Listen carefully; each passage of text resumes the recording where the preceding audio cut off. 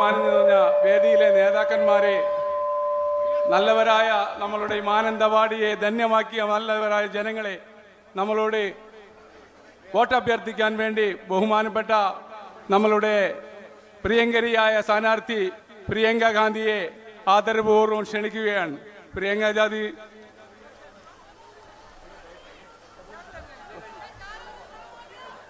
वो बात करने के लिए प्रियंका जी को बोल रहा है.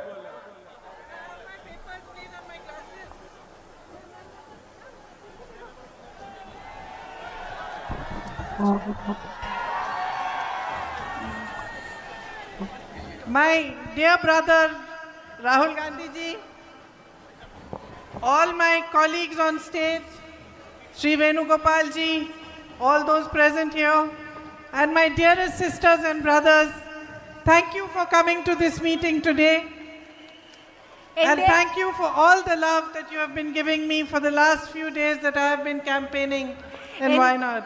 എൻ്റെ ഏറ്റവും പ്രിയപ്പെട്ട സഹോദരനായ രാഹുൽ ഗാന്ധിജി, വേദിയിലിരിക്കുന്ന എൻ്റെ ഏറ്റവും പ്രിയപ്പെട്ട സഹപ്രവർത്തകരെ, വയനാട്ടിലെ എൻ്റെ ഏറ്റവും സ്നേഹം നിറഞ്ഞ സഹോദരി സഹോദരന്മാരെ, നിങ്ങൾ ഇന്ന് യോഗത്തിന് ഇവിടെ വന്നതിലും കഴിഞ്ഞ കുറച്ച് ദിവസങ്ങളായി വയനാട്ടിൽ പ്രചരണം നടത്തിയപ്പോൾ നിങ്ങൾ എനിക്ക് നൽകിയ സ്നേഹത്തിനും ഞാൻ നിങ്ങളോട് നന്ദി പറയുന്നു. And here, standing here in Mananthavadi today, this land where there are so many beautiful temples like Tirunelli Temple, where my father's ashes were also brought, this land where all of you live together, no matter what religion you are from, in peaceful coexistence. It's a great honor for me to be here. ഞാൻ ഇന്ന് മാനന്തവാടിയുടെ മണ്ണിൽ നിൽക്കുമ്പോൾ മനോഹരങ്ങളായ അനേകം ക്ഷേത്രങ്ങളുള്ള ഒരു പ്രദേശമാണ്.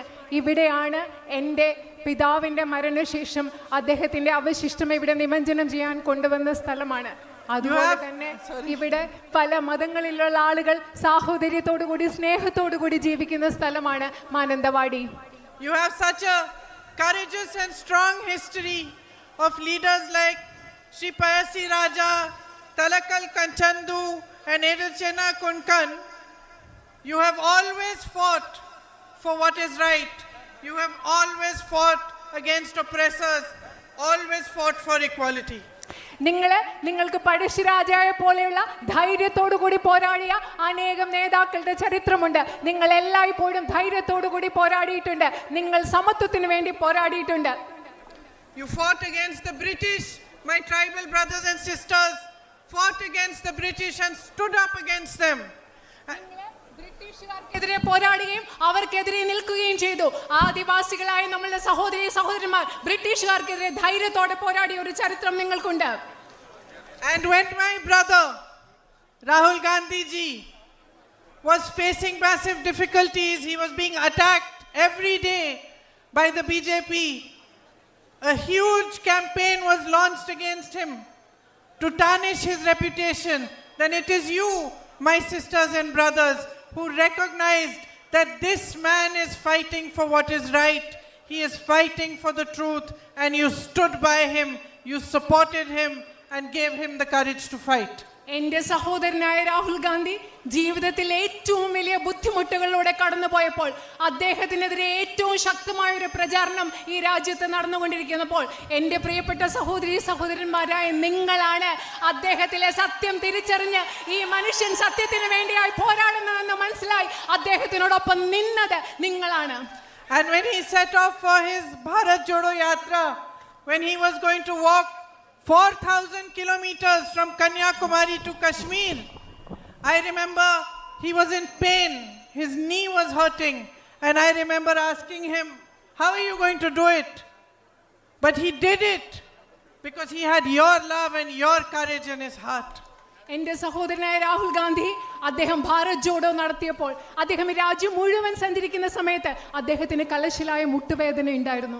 ആ സമയത്ത് ഞാൻ എൻ്റെ സഹോദരനോട് ചോദിച്ചു, താങ്കൾ എങ്ങനെയാണ് ഈ രാജ്യം മുഴുവൻ നടക്കാൻ പോകുന്നത്, താങ്കൾ എങ്ങനെയാണ് ഇത് ചെയ്യാൻ പോകുന്നത്? പക്ഷേ അദ്ദേഹത്തിന് അത് ചെയ്യാൻ സാധിച്ചത് നിങ്ങളുടെ സ്നേഹം കൊണ്ടാണ്, നിങ്ങളുടെ ധൈര്യം കൊണ്ടാണ്. അദ്ദേഹത്തിന് ഈ രാജ്യം മുഴുവൻ നിങ്ങൾ നൽകിയ ധൈര്യം കൊണ്ടാണ് നടക്കാൻ സാധിച്ചത്.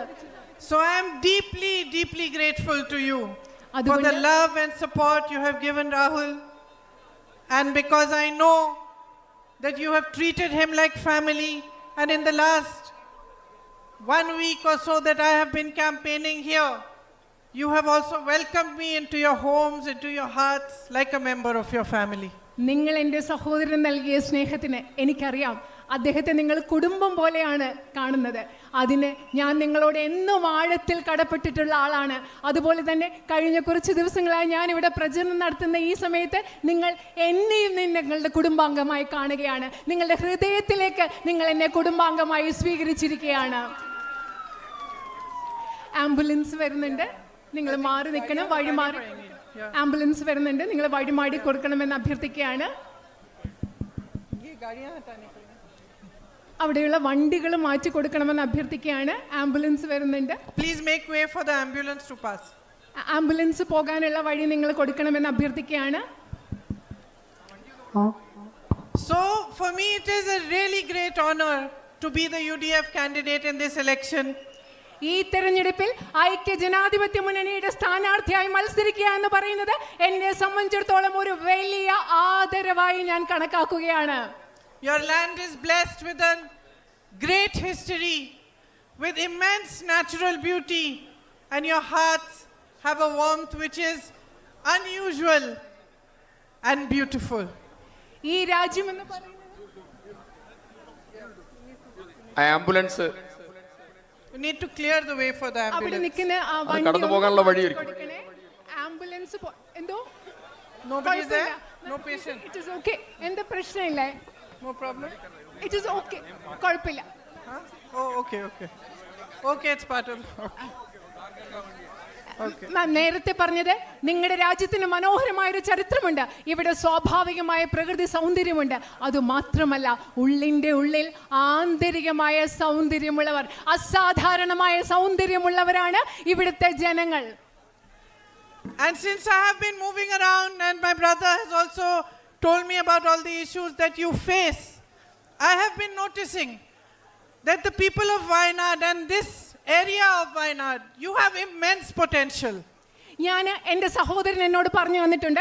അതുപോലെ തന്നെ വയനാട്ടിൽ വന്ന് ഇവിടെ ഇത്രയും ദിവസം പ്രചരണം നടത്തിയ ദിവസങ്ങളിൽ നിന്നൊക്കെ എനിക്ക് മനസ്സിലായിട്ടുണ്ട് നിങ്ങൾക്ക് ധാരാളം പ്രശ്നങ്ങളുണ്ട്. അതുപോലെ എനിക്ക് മനസ്സിലാക്കാൻ സാധിക്കുന്നത് ഈ പ്രത്യേക ഭാഗത്ത് നിങ്ങൾക്ക് ധാരാളം കഴിവുകളുണ്ട്. With the natural beauty that you possess, so much can be done to strengthen tourism here. ഇവിടെയുള്ള പ്രകൃതി സൗന്ദര്യം, ആ പ്രകൃതി സൗന്ദര്യത്തിന്റെ പശ്ചാത്തലത്തിൽ ഇവിടുത്തെ വിനോദസഞ്ചാര വ്യവസായത്തെ ശക്തിപ്പെടുത്തുന്നതിന് വേണ്ടി നമുക്ക് ഒരുപാട് കാര്യങ്ങൾ ചെയ്യാൻ സാധിക്കും. You grow crops like coffee, rice, tea and bananas and so many other valuable crops that should be marketed properly, and if a good food processing mechanism was there, so much more could be done to enhance your livelihoods. നിങ്ങൾ ഇവിടെ കാപ്പി കൃഷി നടത്തുന്നു, നെല്ല് കൃഷി നടത്തുന്നു, തേയില കൃഷി നടത്തുന്നു, അതുപോലെ വാഴ കൃഷി നടത്തുന്നു. ഇവിടെയൊക്കെ ഭക്ഷ്യ സംസ്കരണത്തിനുള്ള സംവിധാനങ്ങൾ ഉണ്ടെങ്കിൽ, കൃത്യമായി വിപണിയിൽ എത്തിക്കാൻ സാധിക്കുന്നെങ്കിൽ നിങ്ങൾക്ക് ഒരുപാട് പ്രയോജനം ഇതിൽ നിന്നൊക്കെ ഉണ്ടാക്കാൻ സാധിക്കും. Yet many of you are facing very basic difficulties. പക്ഷേ നിങ്ങളിൽ പലരും അടിസ്ഥാനപരമായ പല പ്രശ്നങ്ങളും നേരിടുന്നുണ്ട്. As you know, unemployment is at an all-time high in our country. നിങ്ങൾക്കറിയാവുന്നതുപോലെ തൊഴിലില്ലായ്മ നിരക്ക് എല്ലാ കാലത്തേതിലും ഏറ്റവും ഉയർന്നതാണ് ഇന്ന് നമ്മുടെ രാജ്യത്ത്. You work so hard to educate your children, but it is almost impossible for them to find jobs today. നിങ്ങളുടെ കുട്ടികൾക്ക് വിദ്യാഭ്യാസം നൽകുന്നതിന് വേണ്ടി നിങ്ങൾ ഒരുപാട് കഷ്ടപ്പെടുന്നു. പക്ഷേ നിങ്ങളുടെ കുഞ്ഞുങ്ങൾക്ക് ജോലി ലഭിക്കുക എന്നുള്ളത് ഇന്ന് വളരെ ബുദ്ധിമുട്ടായി മാറിയിരിക്കുന്നു. My sisters are all standing here. I know how your daily struggles have been affected by the rise in prices and how difficult it is, no matter how hard you work, no matter how much you are earning, to be able to make a living and to be able to carry on from one day to the next. എനിക്കറിയാം എൻ്റെ സഹോദരിമാർ ഇവിടെ നിൽക്കുന്നുണ്ട്. വർദ്ധിച്ച വിലക്കയറ്റം മൂലം എല്ലാ ദിവസവും നിത്യജീവിതം മുൻപോട്ട് കൊണ്ടുപോകുന്നതിൽ നിങ്ങൾ നിത്യജീവിതത്തിൽ അനുഭവിക്കുന്ന പ്രശ്നങ്ങൾ എത്രമാത്രമാണെന്ന്, നിങ്ങൾ എത്രമാത്രം കഷ്ടപ്പെട്ടാലും ജീവിതം മുൻപോട്ട് കൊണ്ടുപോയി നിങ്ങൾ അനുഭവിക്കുന്ന ബുദ്ധിമുട്ടുകൾ എനിക്ക് കൃത്യമായി അറിയാം. My brother fought hard for the medical college and he also achieved some success, but the facilities that have to be provided there still need to be strengthened and still need to be provided. It is sad that after all the efforts the state government has put a board there saying medical college, but still not started the activities that they should be starting for it to be a fully functional facility. എന്റെ സഹോദരൻ നിങ്ങളുടെ അത്യാവശ്യ കാര്യമായ medical കോളേജിന് വേണ്ടി വളരെയധികം കഠിനാധ്വാനം ചെയ്തു. എങ്കിലും കഷ്ടമാണ്, അത്രയും കഠിനാധ്വാനം ചെയ്തിട്ടും ഇന്ന് അവിടെ മെഡിക്കൽ കോളേജ് എന്നൊരു ബോർഡ് അല്ലാതെ സംസ്ഥാന ഗവൺമെന്റ് മെഡിക്കൽ കോളേജിന് ആവശ്യമായ ഒരു സൗകര്യങ്ങളും ഇവിടെ ഉണ്ടാക്കിയിട്ടില്ല എന്നുള്ളത് വളരെ വിഷമമുള്ള കാര്യമാണ്. I know how deeply you feel for this issue. എനിക്കറിയാം നിങ്ങൾ എത്രമാത്രം ആഴത്തിൽ ഇവിടെ ഒരു മെഡിക്കൽ കോളേജ് വേണമെന്നുള്ള കാര്യത്തിൽ നിങ്ങൾക്ക് എത്രമാത്രം ആഴത്തിലുള്ള ഒരു തോന്നലുണ്ടെന്ന് എനിക്കറിയാം. I worked for many years in a home of Mother Teresa's sisters, and one of my closest friends there is a sister called Sister Rosebell, who is from Mananthavadi. Okay, Yeah. Sister Rosebell. She is from Mananthavadi. Okay. ഞാൻ mother തെരേസയുടെ sisters of charities എന്ന് പറയുന്ന സ്ഥാപനത്തിൽ ഒരുപാട് നാളുകൾ ജോലി ചെയ്തിട്ടുണ്ട്. അവിടെ എൻ്റെ അടുത്ത സുഹൃത്തായിരുന്ന ഒരു സിസ്റ്റർ എന്ന് പറയുന്ന സിസ്റ്റർ റോസ്ബെൽറ്റ് മാനന്തവാടിയിൽ നിന്നുള്ള സിസ്റ്ററാണ്. And when she heard that I was standing from Wayanad, she called me to the home. I went to see her, and she told me, "You promised me one thing, Priyanka." So I said, "Yes, sister." She said, "You promised me that you will fight for that medical college, and however hard it is, you will not stop voicing our demand for it." And she told me that her mother was 29 years old when she passed away in the hospital here because the medical facilities were not available. നിങ്ങൾക്കറിയാവോ, ഞാൻ നേരത്തെ പറഞ്ഞ sister റോസ്ബെൽറ്റ് ഞാൻ വയനാട്ടിലെ സ്ഥാനാർത്ഥിയായി മത്സരിക്കുന്നു എന്നറിഞ്ഞപ്പോൾ sister എന്നെ വീട്ടിലേക്ക് വിളിച്ചു. ഞാൻ സിസ്റ്ററിനെ വീട്ടിൽ കാണാൻ പോയി. വീട്ടിൽ കാണാൻ പോയപ്പോൾ സിസ്റ്റർ എന്നോട് പറഞ്ഞു, "പ്രിയങ്ക, നിങ്ങൾ എന്നോട് ഒരു കാര്യം എനിക്ക് വാഗ്ദാനം നൽകണം. വയനാട്ടിലെ മെഡിക്കൽ കോളേജ് എന്ന സ്വപ്നം സാക്ഷാത്കരിക്കുന്നതിന് വേണ്ടി എത്രമാത്രം കഠിനമായി അധ്വാനിക്കാമോ പരിശ്രമിക്കാമോ ആ സ്വപ്നം സാക്ഷാത്കരിക്കുന്നതിന് വേണ്ടി നിങ്ങൾ പ്രവർത്തിക്കുമെന്ന് എനിക്ക് വാക്ക് തരണം. കാരണം എൻ്റെ അമ്മ 29 വർഷം മുമ്പ് മെഡിക്കൽ കോളേജ് ഇല്ലാത്തത് കൊണ്ട് ഇവിടുത്തെ ഒരു ആശുപത്രിയിൽ മരിച്ചു പോയതാണ്" എന്ന് സിസ്റ്റർ പറഞ്ഞു. So I promised her, and I'm promising you, that the fight Rahul ji started to establish the medical college and its full facilities in Wayanad here in Mananthavadi will be carried on by me. ഞാൻ ആ സിസ്റ്ററിന് വാഗ്ദാനം നൽകിയതുപോലെ, ആ സിസ്റ്ററിന് വാക്ക് കൊടുത്തതുപോലെ ഇന്ന് നിങ്ങൾക്ക് വാക്ക് നൽകുകയാണ്. ഇവിടെ medical college സ്ഥാപിക്കുന്നതിന് വേണ്ടി എൻ്റെ സഹോദരൻ തുടങ്ങിയ പരിശ്രമം അതിൻ്റെ പൂർത്തിയിലെത്തുന്നത് വരെ പരിശ്രമിക്കും എന്ന് ഞാൻ നിങ്ങൾക്ക് വാക്ക് നൽകുകയാണ്. My tribal brothers and sisters, you face so many difficulties too. There's a lack of basic facilities, drinking water facilities, and Rahul ji did so much to provide housing and to help you to overcome these difficulties. എൻ്റെ ആദിവാസി സമൂഹത്തിൽപ്പെട്ട സഹോദരന്മാരെ, നിങ്ങൾക്ക് ധാരാളം ശുദ്ധജലം ലഭ്യമാകുന്നതിനുള്ള പ്രശ്നങ്ങളുണ്ട്. മറ്റനവധി പ്രശ്നങ്ങൾ നേരിടുന്നുണ്ട്. Rahul G നിങ്ങളുടെ പ്രശ്നങ്ങളൊക്കെ പരിഹരിക്കാൻ വേണ്ടി അദ്ദേഹത്താനാവുന്ന വിധം സഹായിച്ചിട്ടുണ്ട്, ചെയ്തിട്ടുണ്ട്. But more funding is needed for your housing. More job opportunities are needed. നിങ്ങൾക്ക് വീടുകൾ നിർമ്മിക്കുന്നതിന് വേണ്ടി കൂടുതൽ സാമ്പത്തിക സഹായം ആവശ്യമുണ്ട്. നിങ്ങൾക്ക് കൂടുതൽ തൊഴിലവസരങ്ങൾ ആവശ്യമുണ്ട്. Lack of access to medical facilities is such a big issue, to health facilities, education. Rahul ji started the medical vans. I will continue that, but I will also come to you and understand how we can fight so that your problems can be alleviated and you can have a better future. ആദിവാസി സമൂഹത്തിൽപ്പെട്ടവർക്ക് ആരോഗ്യ പരിരക്ഷ സംവിധാനങ്ങളുടെ അഭാവമുണ്ട്, അതുപോലെ വിദ്യാഭ്യാസ സമ്പ്രദായങ്ങളുടെ അഭാവമുണ്ട്. Rahul G medical van ആരംഭിച്ചു. അതുപോലെ തന്നെ മറ്റെന്തൊക്കെ കാര്യങ്ങൾ നിങ്ങൾക്ക് വേണ്ടി ആരംഭിക്കാം എന്ന കാര്യത്തിൽ, എന്തൊക്കെ പരിഹാരം ഉണ്ടാക്കാം എന്ന കാര്യത്തിൽ നിങ്ങളോട് കണ്ട് സംസാരിക്കുവാൻ എനിക്ക് താല്പര്യമുണ്ട്. When there are emergencies, your relatives fall sick, there is a problem, you're not able to travel because of the night road ban. നിങ്ങൾക്ക് എന്തെങ്കിലും ഒരു അടിയന്തര ആവശ്യമുണ്ടാകുന്ന സന്ദർഭത്തിൽ, നിങ്ങളുടെ വീട്ടിൽ ആർക്കെങ്കിലും അസുഖം ഉണ്ടാകുന്ന സന്ദർഭത്തിൽ രാത്രി യാത്രാ നിരോധനം കാരണം പലപ്പോഴും നിങ്ങൾക്ക് യാത്ര ചെയ്യാൻ പറ്റാത്ത അവസ്ഥയാണുള്ളത്. And there is a massive traffic issue even on the Churam road, and alternate roads need to be found, like the Kunhome to Vilangad road. Sorry, my pronunciation I will learn. ചുരം റോഡിലും അതുപോലെ തന്നെ കുനോമി വിലങ്കാട് road, ക്ഷമിക്കണം, അതിൻ്റെ പലപ്പോഴും ഉച്ചാരണം തെറ്റിപ്പോയാൽ ക്ഷമിക്കണം. പല റോഡിലും നിങ്ങൾക്ക് ഗതാഗത കുരുക്കിൻ്റെ ട്രാഫിക്കിൻ്റെ പ്രശ്നമുണ്ട്. അതിന് പകരം ബദൽ റോഡുകൾ ഉണ്ടാക്കേണ്ട ആവശ്യമുണ്ട്. And the conflict that you're facing because of the wild animals that come and destroy your crops and the loss of lives, I was shocked to hear how many lives have been lost. And this is also a problem that we need to work hard together to find a resolution for. വന്യജീവി മനുഷ്യ സംഘർഷം വയനാട്ടിലെ ഒരു വലിയ പ്രശ്നമാണ്. നിങ്ങളുടെ വിളകൾ നഷ്ടപ്പെടുന്നു. അതുപോലെ ഇവിടെ എത്രമാത്രം മനുഷ്യ ജീവനുകളാണ് അതിലൂടെ നഷ്ടപ്പെടുന്നതെന്ന് ഓർക്കുമ്പോൾ എനിക്ക് വലിയ ബുദ്ധിമുട്ടുണ്ട്. അതുകൊണ്ട് ഇതൊക്കെ പരിഹരിക്കാൻ ആവശ്യമായ മാർഗങ്ങൾ നമുക്ക് ഉണ്ടാകേണ്ട ആവശ്യമുണ്ട്. The Manrega program had greatly benefited your tribal communities. But the central government funding for it has reduced and the jobs available through it have reduced. നിങ്ങൾക്കറിയാം, മഹാത്മാഗാന്ധി ദേശീയ ഗ്രാമീണ തൊഴിലുറപ്പ് പദ്ധതിയുടെ ഫലമായി ഇവിടുത്തെ ആദിവാസി സമൂഹത്തിൽപ്പെട്ടവർക്ക് ധാരാളം ഗുണമുണ്ടായിട്ടുണ്ട്. പക്ഷേ കേന്ദ്ര ഗവൺമെന്റ് അതിനുവേണ്ട സാമ്പത്തിക സഹായം കുറച്ചിരിക്കുകയാണ്. We need to raise your voice in parliament and other platforms to push the government to increase the funding again so that there is a better opportunity for you. നിങ്ങളുടെ ശബ്ദം ഇന്ത്യൻ പാർലമെന്റിലും മറ്റു വേദികളിലും ഉയർത്തണം. അതായത് മഹാത്മാഗാന്ധി ദേശീയ ഗ്രാമീണ തൊഴിലുറപ്പ് പദ്ധതിക്ക് ലഭ്യമാകുന്ന ഫണ്ടിംഗ്, സാമ്പത്തിക സഹായം ഉയർത്തുന്നതിന് വേണ്ടി നമുക്ക് ശക്തമായി ശബ്ദമുയർത്തിയേ പറ്റൂ. The rainy season here continues much longer than in other places.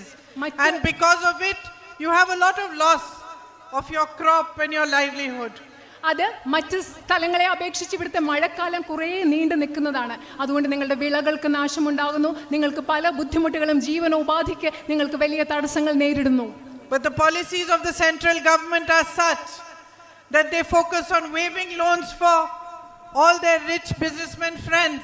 16 lakh crores of rupees have been waived, but they don't help or give you adequate compensation when you have such a loss of crop. പക്ഷെ കേന്ദ്ര ഗവൺമെന്റിന്റെ നയങ്ങൾ എങ്ങനെയാണ്? അവരുടെ അതിസമ്പന്നരായ വ്യവസായ സുഹൃത്തുക്കൾക്ക് 16 ലക്ഷം കോടിയുടെ വായ്പകൾ എഴുതി തള്ളുകയാണ്. പക്ഷെ നിങ്ങൾക്ക് നിങ്ങളുടെ വിള നഷ്ടമുണ്ടാകുമ്പോൾ നിങ്ങളെ സഹായിക്കാൻ കേന്ദ്ര ഗവൺമെന്റ് ഒന്നും ചെയ്യുന്നില്ല. My sisters and brothers, so much more can be done if we stand together and we fight together for your needs.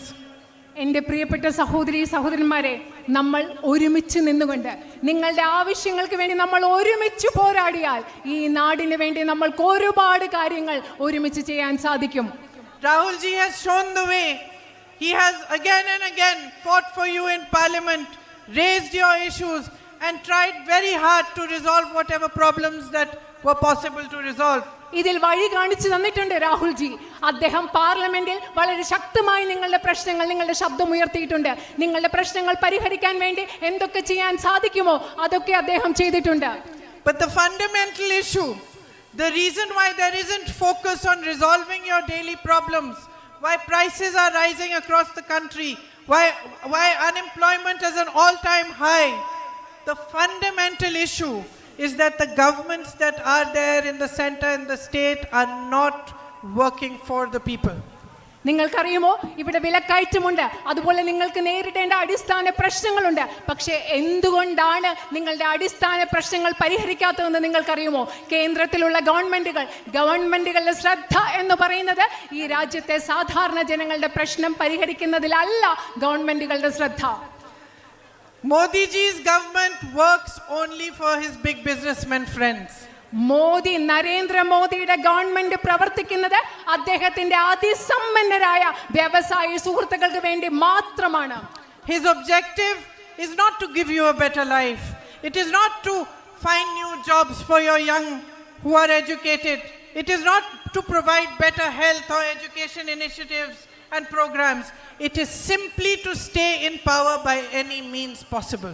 Narendra മോദിയുടെ ലക്ഷ്യം എന്ന് പറയുന്നത് നിങ്ങൾക്ക് മെച്ചപ്പെട്ട ഒരു ജീവിതം ലഭ്യമാക്കലല്ല, നിങ്ങളുടെ കുട്ടിക്ക് തൊഴിലവസരങ്ങൾ നൽകുന്നതല്ല, നിങ്ങൾക്ക് മെച്ചപ്പെട്ട ആരോഗ്യ സംവിധാനങ്ങൾ നൽകുന്നതല്ല, നിങ്ങൾക്ക് മെച്ചപ്പെട്ട വിദ്യാഭ്യാസം നൽകുന്നതല്ല.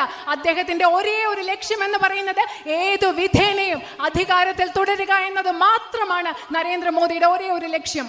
And what are those means? Those means are dividing you, spreading anger, spreading hatred amongst you. എന്താണ് നരേന്ദ്രമോദി അധികാരത്തിൽ തുടരാൻ ഉപയോഗിക്കുന്ന മാർഗങ്ങൾ?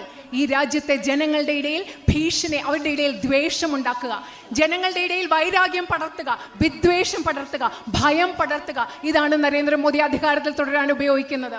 Taking your rights away from you, oppressing democratic institutions, taking your lands, giving them to big business people, taking your ports, airports, everything that rightfully belongs to the people of India and handing it to his friends. എന്താണ് അദ്ദേഹം ചെയ്യുന്നത്? ഈ രാജ്യത്തെ ജനങ്ങൾക്ക് ന്യായമായി അവകാശപ്പെട്ട ഭൂമി, നമ്മുടെ തുറമുഖങ്ങൾ, ഇങ്ങനെയുള്ള എല്ലാം ജനങ്ങളിൽ നിന്ന് എടുത്തു മാറ്റിയിട്ട് അദ്ദേഹത്തിന്റെ വ്യവസായികളായ സുഹൃത്തുക്കൾക്ക് കൈമാറ്റം ചെയ്യുക എന്നത് മാത്രമാണ് നരേന്ദ്രമോദി ചെയ്യുന്നത്.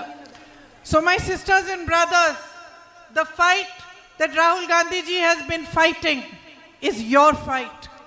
എന്റെ പ്രിയപ്പെട്ട സഹോദരി സഹോദരന്മാരെ, രാഹുൽ ഗാന്ധിജി പോരാടിക്കൊണ്ടിരിക്കുന്ന പോരാട്ടം എന്ന് പറയുന്നത് നിങ്ങളുടെ പോരാട്ടമാണ്.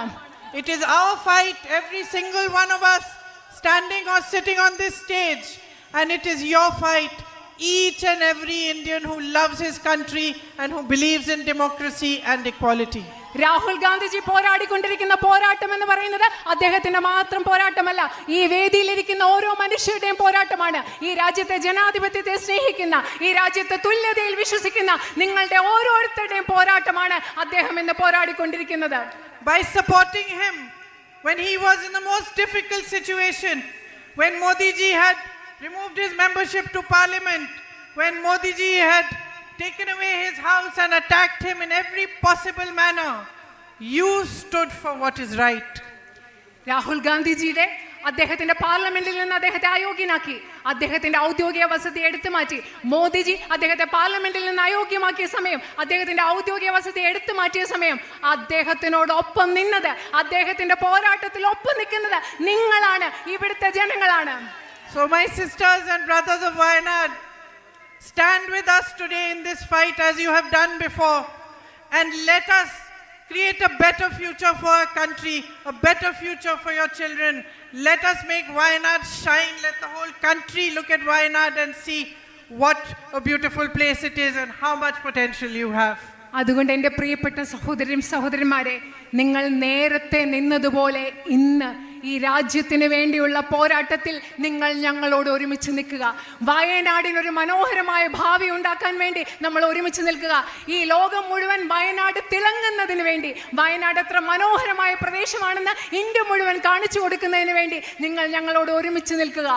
Thank you for your love and for your patience in listening to me. And your patience also, Rahul ji, in listening to your sister's long speeches. And I invite Rahul ji now to speak to you and say a few words to you. Thank you. നിങ്ങളുടെ സ്നേഹത്തിന്, നിങ്ങളുടെ ക്ഷമയ്ക്ക് നിങ്ങളോട് നന്ദി പറയുന്നു. അതുപോലെ സ്വന്തം സഹോദരിയുടെ പ്രസംഗം കേട്ടുകൊണ്ടിരിക്കാൻ അദ്ദേഹം കാണിച്ച ക്ഷമയ്ക്ക് രാഹുൽ ജിയോട് നന്ദി പറഞ്ഞുകൊണ്ട് അദ്ദേഹത്തെ ഞാൻ സംസാരിക്കാനായി ക്ഷണിക്കുന്നു. രാഹുൽ ജി സംസാരിക്കുന്ന വേണ്ടി രാഹുൽ ജിയെ അന്തർപൂർവ്വം ക്ഷണിക്കുന്നു. प्रियंका जी, अलंकार इसको उल्टा कर दो। Priyanka ji, KC Venugopal ji, Abdul Samad Samadana ji, T Siddique ji, IC Balakrishnan ji, ND Appachan ji, Sunny Joseph ji, AKM Ashraf ji, C Mammootty ji, Ahmed Hadi ji, Abdul Rahman Kalyani ji, PK Jayalakshmi ji, and our PCC president Sudhakaran ji. I'd like to welcome all of you here today. വേദിയിലിരിക്കുന്ന ഇന്ത്യൻ നാഷണൽ കോൺഗ്രസിന്റെ ഏറ്റവും മുതിർന്ന നേതാക്കളെ എല്ലാവരെയും ഞാൻ ഈ വേദിയിലേക്ക് സ്വാഗതം ചെയ്യുന്നു. So this is the first time that I have come to a meeting to campaign for my sister. ഞാൻ ആദ്യമായിട്ടാണ് ജീവിതത്തിൽ ഒരു യോഗത്തിൽ വന്ന് എൻ്റെ അനുജത്തിക്ക് വേണ്ടി, സഹോദരിക്ക് വേണ്ടി പ്രചരണം നടത്തുന്നതിന് വേണ്ടി ഞാൻ. Now, normally my first election campaign, my sister campaigned for me. Second one, she campaigned for me. Third one, she campaigned for me. Fourth one, she campaigned for me. Mother's campaign, father's campaign. My sister has always been the campaigner. She has never stood for election. നിങ്ങൾക്കറിയോ സാധാരണ എന്താ സംഭവിക്കുന്നത്? എൻ്റെ ആദ്യത്തെ election എൻ്റെ സഹോദരി എനിക്ക് വേണ്ടി പ്രചരണം നടത്തി. രണ്ടാമത്തെ ഇലക്ഷൻ, മൂന്നാമത്തെ ഇലക്ഷൻ, നാലാമത്തെ ഇലക്ഷൻ, അതിലെല്ലാം എൻ്റെ സഹോദരി എനിക്ക് വേണ്ടി പ്രചരണം നടത്തി. എൻ്റെ അമ്മയ്ക്ക് വേണ്ടി പ്രചരണം നടത്തി, എൻ്റെ അച്ഛന് വേണ്ടി പ്രചരണം നടത്തി. സാധാരണ എൻ്റെ സഹോദരി എല്ലാ പ്രാവശ്യവും പ്രചാരകയായിട്ടാണ് തെരഞ്ഞെടുപ്പിൽ പ്രവർത്തിക്കുന്നത്. That should tell you something about her character. എന്തുകൊണ്ടാണ് അത്? എല്ലാ തെരഞ്ഞെടുപ്പിലും ഒരു പ്രചാരകയായിട്ടാണ് എൻ്റെ സഹോദരി പ്രവർത്തിച്ചത് എന്നത് എൻ്റെ സഹോദരിയുടെ സ്വഭാവത്തെക്കുറിച്ച് കുറച്ച് കാര്യങ്ങൾ നിങ്ങൾക്ക് മനസ്സിലാക്കി തരും. Now, in this meeting, I have a choice in front of me. I can either give a political speech or I can give a speech I would give to my family members. ഇന്ന് ഈ യോഗത്തിൽ എൻ്റെ മുൻപിൽ 2 തെരഞ്ഞെടുപ്പുകളുണ്ട്. ഒരർത്ഥത്തിൽ എനിക്കൊരു രാഷ്ട്രീയ പ്രസംഗം നടത്താം, അല്ലെങ്കിൽ ഞാൻ എൻ്റെ കുടുംബാംഗങ്ങളോട് സംസാരിക്കുന്നത് പോലെ നിങ്ങളോട് സംസാരിക്കുന്ന ഒരു പ്രസംഗവും എനിക്കിവിടെ നടത്താം. I would rather speak to you the same way I would speak to my mother or my father or my sister. So I would rather give you a speech which will tell you a little bit about the candidate herself. ഞാൻ പക്ഷേ വയനാട്ടിലെ മാനന്തവാടിലെ ജനങ്ങളോട് ഞാൻ സംസാരിക്കുന്നത് എൻ്റെ അമ്മയോട്, എൻ്റെ സഹോദരിയോട്, അല്ലെങ്കിൽ എൻ്റെ അച്ഛനോട്, എൻ്റെ വീട്ടിലെ ആളുകളോട് സംസാരിക്കുന്നത് പോലെയാണ്. അതുകൊണ്ട് ഞാനൊരു രാഷ്ട്രീയ പ്രസംഗത്തിലുപരി എൻ്റെ സഹോദരിയായ സ്ഥാനാർത്ഥിയെക്കുറിച്ച് പറയാൻ ആഗ്രഹിക്കുന്നു. And anyway, she has already mentioned Mr. Modi and we are all bored of him, so why mention him twice? എന്ത് പറഞ്ഞാലും എൻ്റെ സഹോദരി പ്രിയങ്കാജി നരേന്ദ്രമോദിയെക്കുറിച്ച് പറഞ്ഞു, അദ്ദേഹത്തെക്കുറിച്ച് പറഞ്ഞു നമ്മൾ ബോറടിച്ചിരിക്കുക. ഇനി എന്തിനാ വീണ്ടും അദ്ദേഹത്തെ പറ്റി പറയുന്നത്? So I was sitting there while she was speaking and I was thinking about my sister, and I remembered one time when we were small, my father used to make us like making us compete. So when we were small, he gave us one small camera each. ഞാൻ അവിടെ ഇരുന്നപ്പോൾ എൻ്റെ സഹോദരി സംസാരിക്കുന്നത് കേട്ടപ്പോൾ ഞാൻ ആലോചിച്ചുകൊണ്ടിരിക്കുകയായിരുന്നു ഞാൻ എന്ത് പറയണമെന്ന്. ഞങ്ങൾ ചെറുതായിരുന്നപ്പോൾ എൻ്റെ അച്ഛൻ ഞങ്ങളെ തമ്മിൽ അങ്ങോട്ടും ഇങ്ങോട്ടും മത്സരിക്കാൻ ഒരു സാഹചര്യം ഉണ്ട്. അപ്പം ഞങ്ങൾക്ക് 2 പേർക്കും ഓരോ ക്യാമറ അദ്ദേഹം തന്നു. You know those types you used to get which you could throw away, the disposable ones. അതെ, നിങ്ങൾക്ക് ഉപയോഗിച്ച് കഴിഞ്ഞിട്ട് കളയാൻ പറ്റുന്ന തരം ക്യാമറകളില്ലേ, അത്തരം ക്യാമറകളായിരുന്നു തന്നിരുന്നത്. Nowadays it's all in the phone, but earlier generation will remember that the camera used to be a separate box and sometimes you could get those cheap ones which you throw away after you use. ഇപ്പോൾ ഉള്ള തലമുറയ്ക്ക് അറിയില്ല, കാരണം ഇപ്പം നമ്മുടെ camera എല്ലാം ഫോണിലുണ്ട്. പക്ഷെ മുമ്പുള്ള തലമുറയ്ക്ക് അറിയാം, പണ്ടത്തെ കൊച്ചു ക്യാമറ നമ്മളത് ഉപയോഗിച്ച ശേഷം കളയുന്ന ഒരു തരം ക്യാമറയില്ലേ, അതായിരുന്നു അദ്ദേഹം തന്നത്. So my father gave one to my sister and one to me, and he said, look, in 1 week whoever takes the best picture is going to win a prize. എൻ്റെ അച്ഛനെയും ഞങ്ങൾക്ക് 2 പേർക്കും, എനിക്ക് എൻ്റെ സഹോദരിക്ക് ഓരോ ക്യാമറ തന്നിട്ട് പറഞ്ഞു, ഓരോ ആഴ്ചക്കുള്ളിൽ നിങ്ങൾ 2 പേരിൽ ആരാണോ ഏറ്റവും നല്ല പടം എടുക്കുന്നത് ആ ആളിനൊരു സമ്മാനം ഞാൻ തരും. So for the next 1 week, my sister and me, every opportunity we got, every person we got, every flower, every animal we got, we were taking pictures. അടുത്ത ഒരാഴ്ച ഞാനും എൻ്റെ സഹോദരി എന്താ ചെയ്തത്? ഏത് മനുഷ്യനെ കണ്ടാലും, ഏത് മൃഗത്തെ കണ്ടാലും, ഏത് പൂവിനെ കണ്ടാലും ഞങ്ങൾക്ക് ഇഷ്ടമുള്ള പടം എടുക്കാൻ വേണ്ടി ഞങ്ങൾ 2 പേരും ഒരാഴ്ച നടക്കുകയായിരുന്നു. I would take pictures of my grandmother, of my mother. She would take pictures of the dogs. Everybody was being photographed. കാരണം ഞാൻ എൻ്റെ അമ്മയുടെ, എൻ്റെ മുത്തശ്ശിയുടെ ഒക്കെ പടം എടുക്കും, എൻ്റെ സഹോദരിയാണെങ്കിൽ അവിടെയുള്ള ഒരു നായ്ക്കുട്ടിയുടെ ഒക്കെ പടം എടുക്കും. അങ്ങനെ ഒരാഴ്ച മുഴുവൻ ഞങ്ങൾ എല്ലാവരെയും ഫോട്ടോ എടുത്ത് നല്ല തിരക്കിലായിരുന്നു. Now I don't remember who won the competition. I still don't remember. I won. പക്ഷെ Okay. എനിക്ക് ഓർമ്മയില്ല ആരാണ് ആ മത്സരത്തിൽ ജയിച്ചത്. Okay, she's telling me I won the competition. പ്രിയ സഹോദരി എന്നോട് പറയാണ് ഞാനാണ് ആ മത്സരം ജയിച്ചതെന്ന് എന്നോട് ഇവിടെ ഇരുന്ന് പറയുകയാണ്. But why I'm telling you this story is not because of who won the competition, but because what happened 10, 15, 20, 30 years later. ഞാനിന്ന് നിങ്ങളോടത് പറയുന്നത്, ഈ കഥ പറയുന്നത് മത്സരത്തിൽ ആര് ജയിച്ചു എന്നതിൻ്റെ പേരിലല്ല, പക്ഷേ 10, 15, 20 വർഷങ്ങൾക്ക് ശേഷം, 30 വർഷങ്ങൾക്ക് ശേഷം എന്ത് സംഭവിച്ചു എന്ന് പറയാൻ വേണ്ടിയാണ് ഞാൻ ഈ കഥ പറയുന്നത്. My sister, even though she lost the competition, did not stop photography. എന്താണെന്നറിയോ, എൻ്റെ അനുജത്തി ആ മത്സരത്തിൽ ജയിച്ചില്ല. പക്ഷെ എന്നിട്ടും ഫോട്ടോ എടുക്കുക എന്നുള്ളത്, ഫോട്ടോഗ്രാഫി എൻ്റെ അനുജത്തി സഹോദരി ഉപേക്ഷിച്ചില്ല. She persevered, she took photographs, she learned how to take photographs, and today I can confidently say she's a much better photographer than me. എന്താ ചെയ്തത്? എൻ്റെ സഹോദരി ഫോട്ടോ എടുക്കുന്നത് ഉപേക്ഷിച്ചില്ല. സ്ഥിരോത്സാഹത്തോടു കൂടി ഫോട്ടോ എടുക്കാൻ പഠിച്ചു, ഒരുപാട് ഫോട്ടോ എടുത്തു, അത് പിന്തുടരുക തന്നെ ചെയ്തു. ഇന്ന് എനിക്ക് ആത്മവിശ്വാസത്തോടു കൂടി പറയാൻ സാധിക്കും, എന്നെക്കാളും മികച്ച ഒരു ഫോട്ടോഗ്രാഫറാണ് എൻ്റെ സഹോദരി എന്ന് പറയാൻ സാധിക്കും. And not only does she take photographs, her son also takes photographs.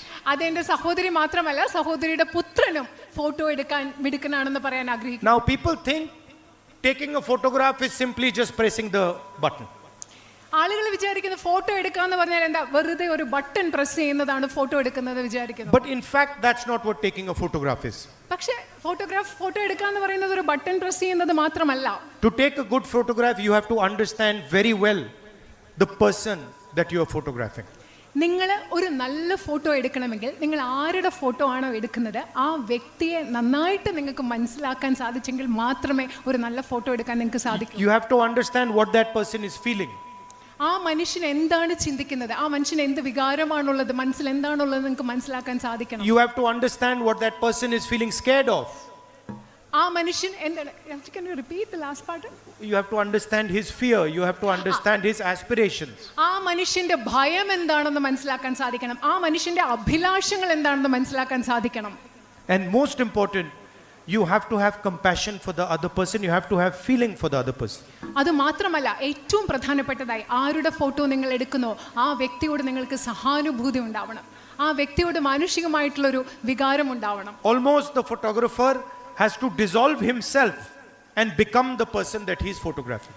Photo എടുക്കുന്ന ആളിന് ആരുടെ ഫോട്ടോ ആണോ എടുക്കുന്നത് ആ ഫോട്ടോഗ്രാഫർ ആ വ്യക്തിയിൽ സ്വയം അലിഞ്ഞില്ലാതായി മറ്റു വ്യക്തിയായിട്ട് മാറുമ്പോഴാണ് നമുക്കൊരു നല്ല ഫോട്ടോ എടുക്കാൻ. He has to imagine the world from the person he is photographing's perspective.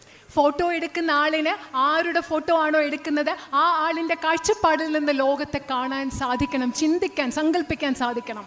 So for example, many politicians will see a farmer and they will say, oh, that is a farmer.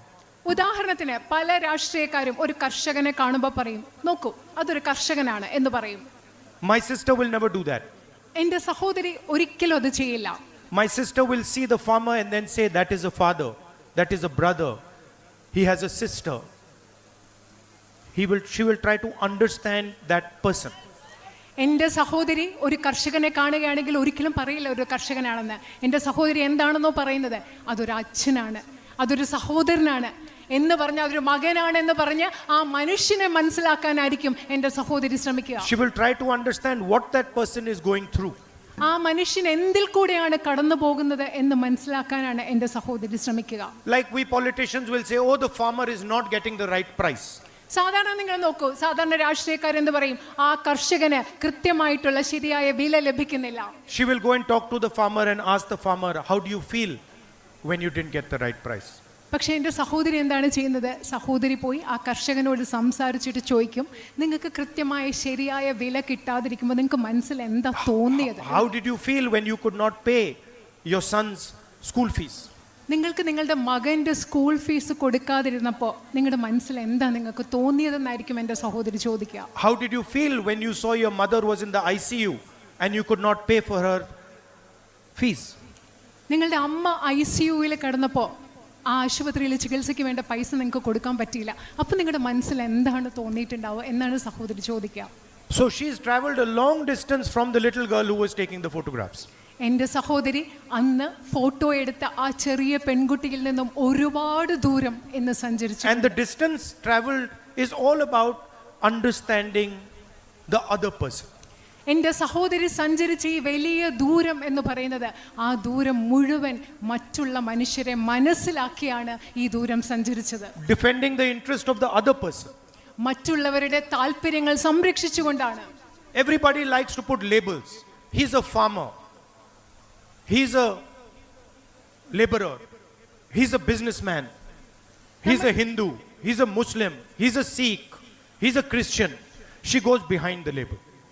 നമ്മൾ എല്ലാവരും എന്താ പറയുന്നത്, എല്ലാവർക്കും ഓരോ അടയാളങ്ങൾ മേൽവിലാസം കൊടുക്കും. അത് കർഷകരാണ്, ഇത് തൊഴിലാളിയാണ്, ഇത് ബിസിനസ്സുകാരനാണ്, ഇത് ഹിന്ദുവാണ്, ക്രിസ്ത്യനാണ്, സിഖാണ്. പക്ഷേ എൻ്റെ സഹോദരി മനുഷ്യർക്ക് കൊടുക്കുന്ന ഈ എല്ലാ അടയാളങ്ങൾക്കും മേൽവിലാസങ്ങൾക്കും ഉപരിയായി ചിന്തിക്കുന്ന ആളാണ്. She understands that the beauty is that everybody has millions and millions of labels. അദ്ദേഹം എൻ്റെ സഹോദരി മനസ്സിലാക്കുന്നത് എന്താണെന്ന് പറയോ? ഇതിൻ്റെ സൗന്ദര്യം എന്ന് പറയുന്നത് എല്ലാവർക്കും ലക്ഷക്കണക്കിന് അടയാളങ്ങളുണ്ട്, വിലാസങ്ങളുണ്ട്. Every single person is unique. Everything is unique. ഓരോരുത്തരും വ്യത്യസ്തതയുള്ള സ്വഭാവമാണ്. എല്ലാത്തിനും വ്യത്യസ്തതയുണ്ട്. ഓരോ വ്യക്തിയും വ്യത്യസ്തരാണ്. Someone might see a weakness, she will see a strength. മറ്റൊരാൾ ഏറ്റവും ദുർബലമായി കാണുന്നിടത്ത് എൻ്റെ സഹോദരി കാണുന്നത് ഒരു പക്ഷേ ഏറ്റവും വലിയ ശക്തിയായിരിക്കും. That is my sister. അതാണ് എൻ്റെ സഹോദരി. Now I am lucky to have her as a sister. I am lucky to have her as a sister. ഇങ്ങനെ ഒരു സഹോദരിയെ ലഭിക്കാൻ ഞാൻ ഭാഗ്യം ചെയ്തിട്ടുള്ള ആളാണ്. Now you are also lucky to have her as a sister. ഇപ്പൊ ഞാൻ മാത്രമല്ല, എൻ്റെ സഹോദരിയെ സഹോദരിയായിട്ട് കിട്ടാൻ നിങ്ങളും ഭാഗ്യം ചെയ്തവരാണ്.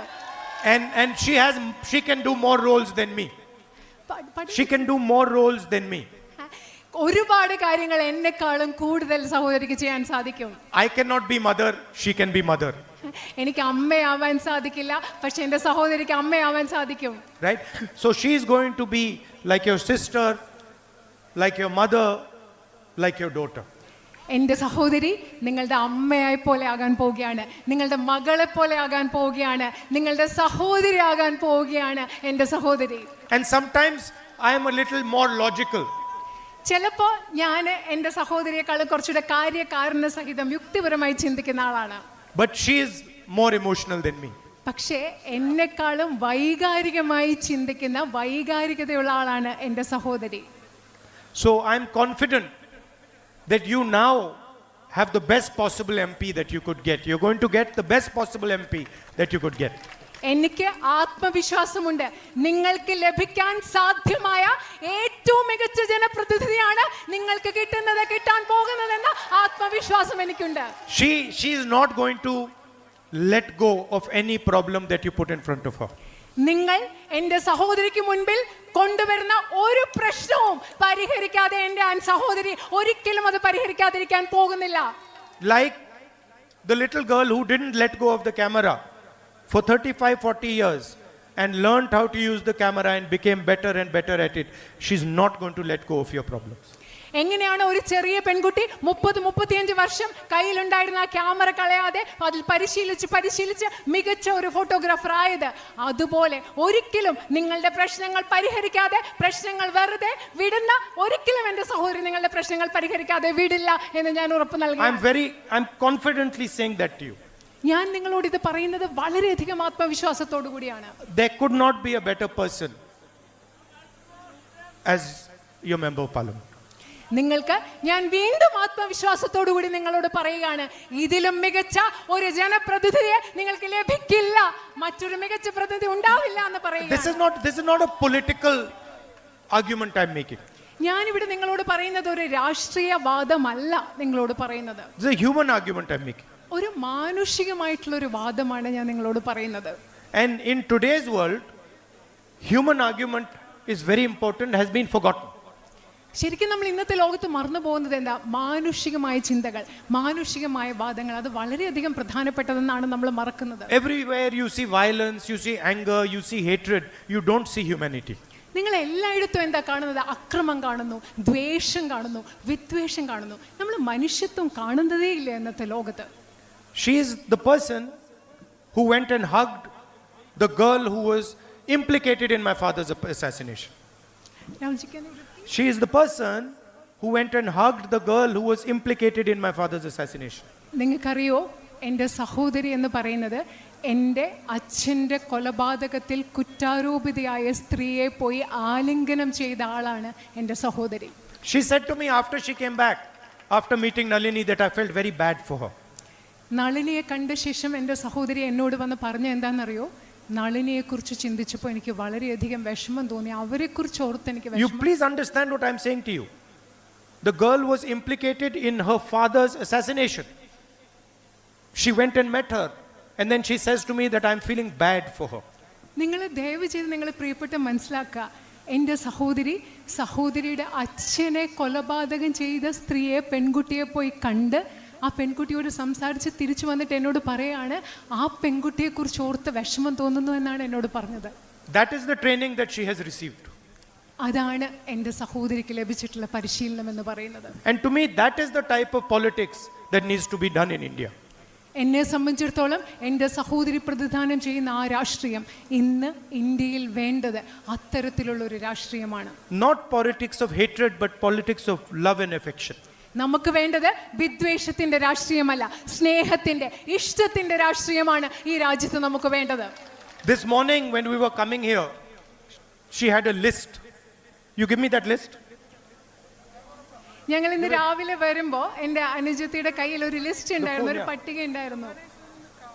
I'm going to show you. Here's the list. She gave me this list. ഈ ലിസ്റ്റാണ്, ഈ ഫോണിലുണ്ട്, ലിസ്റ്റാണ് എനിക്ക് സഹോദരി എനിക്ക് നൽകിയത്. Where we will focus in the future. നമ്മൾ ഭാവിയിൽ എവിടെയാണ് ശ്രദ്ധിക്കാൻ പോകുന്നത്? Where we will fight for Wayanad's demands. നമ്മൾ എങ്ങനെയാണ് വയനാടിന്റെ ആവശ്യങ്ങൾ എന്തൊക്കെയാണ്, എവിടെയാണ് നമ്മൾ അതിനു വേണ്ടി പോരാടുന്നത്? Where we will strengthen Wayanad's capabilities. എങ്ങനെയാണ് നമ്മൾ വയനാടിന്റെ കഴിവുകളെ നമ്മൾ ശക്തിപ്പെടുത്താൻ പോകുന്നത്? And each one of these has many points underneath it. ഈ ലിസ്റ്റിൽ, ഈ പട്ടികയിൽ ധാരാളം പോയിന്റ്സ് എഴുതി വെച്ചിട്ടുണ്ട്. Food processing and storage. ഭക്ഷ്യ സംസ്കരണം, അതുപോലെ സംഭരണശാലകൾ, tourism, infrastructure. She's already started thinking about what she can do for you. അവിടെ എന്താ പറയുന്ന അടിസ്ഥാന സൗകര്യം, ഇവിടുത്തെ ടൂറിസം, വിനോദസഞ്ചാരം, വയനാടിന് വേണ്ടി എന്തൊക്കെ ചെയ്യാൻ പറ്റുമെന്ന് ഇപ്പൊ തന്നെ ആലോചിച്ച് തുടങ്ങി അത് ലിസ്റ്റ് ആക്കി വെച്ചിരിക്കുകയാണ് എൻ്റെ സഹോദരി. The main fight in the country today, bigger than the fight that is taking place in Wayanad. ഇത് ശരിക്കും പറഞ്ഞാൽ ഈ രാജ്യത്ത് നടക്കുന്ന ഏറ്റവും വലിയ യുദ്ധം, പോരാട്ടം എന്ന് പറയുന്നത് is the fight for the constitution of our country. നമ്മുടെ രാജ്യത്തിന്റെ, അത് വയനാട്ടിലായിക്കൊള്ളട്ടെ, നമ്മുടെ രാജ്യത്ത് നടക്കുന്ന ഏറ്റവും വലിയ പോരാട്ടം എന്ന് പറയുന്നത് നമ്മുടെ രാജ്യത്തിന്റെ ഭരണഘടനയ്ക്ക് വേണ്ടിയുള്ള പോരാട്ടമാണ്. The protection that we get, the greatness of our country, all emerges from the constitution. നമുക്കിന്ന് ലഭിക്കുന്ന സംരക്ഷണം, നമ്മുടെ രാജ്യത്തിന്റെ മഹത്വം എന്ന് പറയുന്നതെല്ലാം ഉത്ഭവിക്കുന്നത് നമ്മുടെ രാജ്യത്തിന്റെ ഭരണഘടനയിൽ നിന്നാണ്. And the constitution was not written with anger, with hatred and with arrogance. നമ്മുടെ ഭരണഘടന എന്ന് പറയുന്നത്, ഭരണഘടന എഴുതപ്പെട്ടത് ദ്വേഷം കൊണ്ടോ വിദ്വേഷം കൊണ്ടോ ധാർഷ്ട്യം കൊണ്ടോ അല്ല നമ്മുടെ ഭരണഘടന എഴുതിയത്. It was written by people who fought the British, had suffered, spent years and years and years in jail. നമ്മുടെ ഭരണഘടന എഴുതിയ ആളുകൾ എന്ന് പറയുന്നത് ബ്രിട്ടീഷുകാർക്കെതിരെ പോരാടി കഷ്ടപ്പാടുകൾ സഹിച്ച് വർഷങ്ങൾ ജയിലിൽ കഴിഞ്ഞ മനുഷ്യരാണ് നമ്മുടെ ഭരണഘടന എഴുതിയത്. And they wrote the constitution with humility, with love and with affection. അവര് ഇന്ത്യയുടെ ഭരണഘടന എഴുതിയത് വിനയത്തോടു കൂടിയാണ്, സ്നേഹത്തോടു കൂടിയാണ്, ഇഷ്ടത്തോടു കൂടിയാണ് അവർ ഇന്ത്യയുടെ ഭരണഘടന നിർമ്മിച്ചത്. This is a fight between love and hatred. ഇന്ന് നമ്മൾ നടത്തുന്ന പോരാട്ടം എന്ന് പറയുന്നത് സ്നേഹവും വെറുപ്പും തമ്മിലുള്ള ഒരു പോരാട്ടമാണ് ഇന്ന് നമ്മൾ നടത്തുന്നത്. Between confidence and insecurity. ആത്മവിശ്വാസവും അരക്ഷിതത്വവും തമ്മിലുള്ള ഒരു പോരാട്ടമാണ് നമ്മൾ ഇന്ന് നടത്തുന്നത്. Between humility and arrogance. വിനയവും ധാർഷ്ട്യത്തിനിടയിലുള്ള ഒരു പോരാട്ടമാണ് നമ്മൾ ഇന്ന് നടത്തുന്നത്. And I want you to think of it like that. ഞാൻ നിങ്ങളോട് അങ്ങനെ അതിനെക്കുറിച്ച് ചിന്തിക്കണം, ആ പോരാട്ടത്തെക്കുറിച്ച് അങ്ങനെ ചിന്തിക്കണം എന്ന് ഞാൻ ആഗ്രഹിക്കുകയാണ്. Hatred is not there only in Mr. Modi. നിങ്ങൾ ചിന്തിക്കുക, നരേന്ദ്രമോദിയിൽ മാത്രമല്ല വിദ്വേഷമുള്ളത്. Anger is there in everybody. Little hatred is there in everybody. എല്ലാവരുടെ ഉള്ളിലും ചെറിയ വിദ്വേഷങ്ങളൊക്കെ എല്ലാവരുടെയും ഉള്ളിലുണ്ട്, കോപം എല്ലാവരുടെയും ഉള്ളിലുണ്ട്. And if you truly want to win this fight, then you must help by removing anger from your heart, by removing arrogance from your heart, by removing hatred from your heart and replacing them with love, humility and compassion. ഈ പോരാട്ടത്തിൽ നമ്മൾ വിജയിക്കണമെങ്കിൽ നമ്മൾ എല്ലാവരും നമ്മുടെ ഉള്ളിൽ നിന്ന്, നമ്മുടെ ഹൃദയങ്ങളിൽ നിന്ന് ദ്വേഷം മാറ്റണം, നമ്മുടെ ഹൃദയങ്ങളിൽ നിന്ന് ധാർഷ്ട്യം മാറ്റണം, നമ്മുടെ ഹൃദയങ്ങളിൽ നിന്ന് വിദ്വേഷം മാറ്റണം. മറിച്ച് സ്നേഹം കൊണ്ട്, വിനയം കൊണ്ട്, ആർദ്രത കൊണ്ട് നമ്മുടെ ഹൃദയങ്ങളെ നിറച്ചെങ്കിൽ മാത്രമേ നമുക്ക് ഈ പോരാട്ടത്തിൽ ജയിക്കാൻ സാധിക്കുകയുള്ളൂ. And finally, Wayanad is the only constituency in the country that is going to have 2 members of parliament. അവസാനമായി ഞാൻ നിങ്ങളോട് പറയട്ടെ, ഇന്ത്യയിൽ വയനാടാണ് ഈ രാജ്യത്തെ ഒരേ ഒരു നിയോജക മണ്ഡലം. 2 ജനപ്രതിനിധികൾ ഉണ്ടാകാൻ പോകുന്ന 2 ജനപ്രതിനിധികളുള്ള ഒരേ ഒരു നിയോജക മണ്ഡലം വയനാടാണ്. One official member of parliament and the other unofficial member of parliament. ഒരു ഔദ്യോഗിക ജനപ്രതിനിധിയും രണ്ടാമത്തെ അനൗദ്യോഗിക ജനപ്രതിനിധിയുമുള്ള 2 പ്രതിനിധികളുള്ള ഒരു പാർലമെന്റ് മണ്ഡലം. Thank you for all your support, all your love and affection, and love you very much. നിങ്ങളുടെ എല്ലാ സ്നേഹത്തിനും നിങ്ങളുടെ എല്ലാ പിന്തുണയ്ക്കും വളരെയധികം നന്ദി. ഞാൻ നിങ്ങളെ വളരെയധികം സ്നേഹിക്കുന്നു. I'm always at your service anytime you need. നിങ്ങൾക്ക് ഏത് ആവശ്യമുണ്ടെങ്കിലും നിങ്ങളുടെ സേവനത്തിന് ഞാൻ എല്ലാ സമയത്തും നിങ്ങൾക്ക് വേണ്ടി ഞാൻ ലഭ്യമാണ്. Thank you. നന്ദി.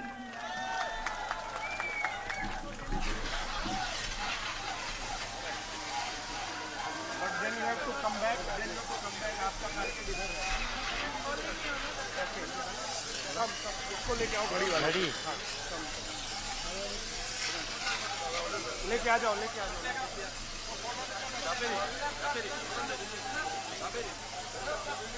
प्रियंका कभी हाँ हमारे साथ आप जाओ जाओ जाओ जाओ. I told her to be CC General Secretary. Jyoti, go in your. Siddiq sahab, give the watch.